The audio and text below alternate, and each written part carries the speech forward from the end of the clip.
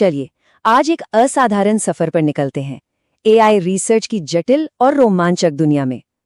अब ये सिर्फ डेटा और एल्गोरिथम की कहानी नहीं है, नहीं, ये कहानी है इंसानी जिद की, जिज्ञासा की और कुछ नया खोज निकालने के जुनून की।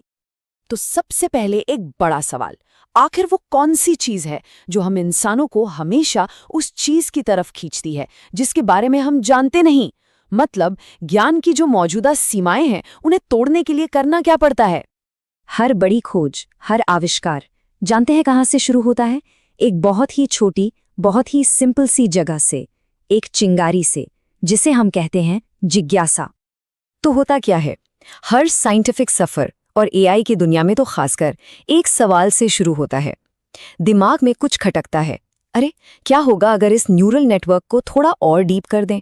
या ये एल्गोरिथम ऐसे अजीब तरीके से काम क्यों कर रहा है? क्या इसे और बेहतर और एफिशिएंट बनाया जा सकता है? बस यही सवाल है जो सारी कहानी शुरू करते हैं। अच्छा, तो सवाल तो आ गया मन में, अब आगे क्या?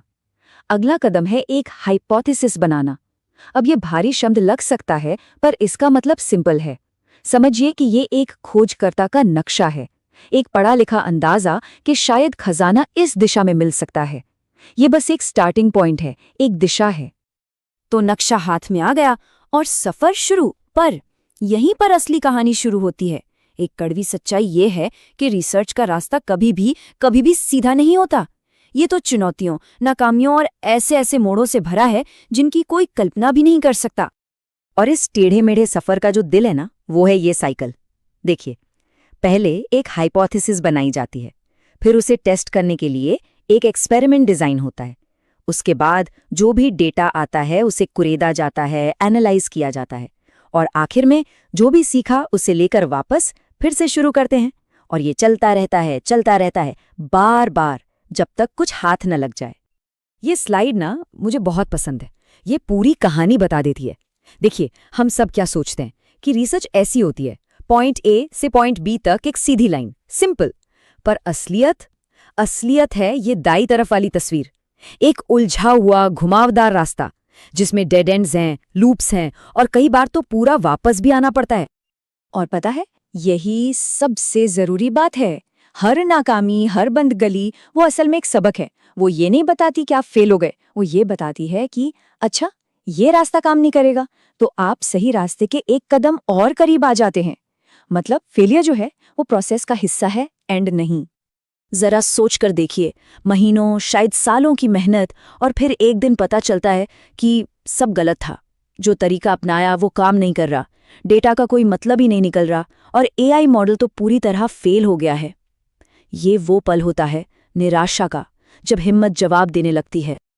लेकिन जो लोग इस निराशा के पल में भी टिके रहते हैं, जो हार नहीं मानते, उनके लिए आता है वो एक जादुई पल, वो आहा मोमेंट जो उस सारी मेहनत, सारी रातों की नींद को एक झटके में सार्थक कर देता है। अनगिनत नाकामियों के बाद जब लगने लगता है कि अब कुछ नहीं हो सकता, रिसर्चर बस एक आखिरी कोशिश करता है। शायद मॉडल के आर्किटेक्चर में एक जरा सा बदलाव, या लर्निंग रेट को हल्का सा ऊपर नीचे करना, बस एक छोटी सी चीज। और फिर बूम, अचानक से वो काम कर जाता है। ये स्लाइड देखिए जरा। परफॉर्मेंस जो 15% पर अटका हुआ था, वो सीधा छलांग मारकर 98% पर पहुंच जाता है। एक ही पल में सारी मेहनत वसूल। इसे अगर दूसरे तरीके से देखें तो परफॉर्मेंस में 10 गुना से भी ज्यादा का उछाल। ये कोई छोटा मोटा इंप्रूवमेंट नहीं है, ये एक क्रांति है। ये वो खोज है जो पूरी की पूरी फील्ड का नक्शा बदल सकती है। वो पहेली जिस पर महीनों या सालों से सिर खपाया जा रहा था, वो अचानक सुलझ जाती है। सारा कंफ्यूजन, सारा धुंधलका हट जाता है और सब कुछ एकदम साफ दिखने लगता है। सच में यही वो पल है जिसके लिए हर रिसर्चर जीता है। पर कहानी यहाँ खत्म नहीं होती।